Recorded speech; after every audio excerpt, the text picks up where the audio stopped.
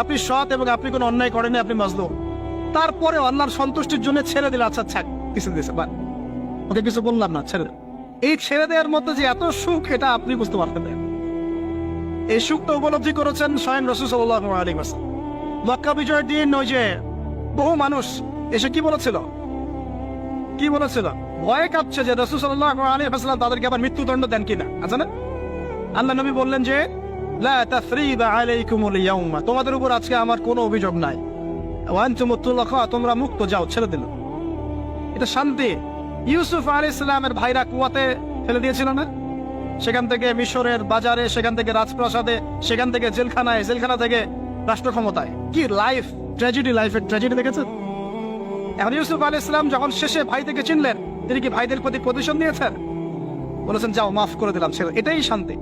আল্লাহর জন্য ত্যাগের মহিমার মধ্যে শান্তি আছে। আল্লাহ পাক আমাদেরকে ত্যাগ করার তৌফিক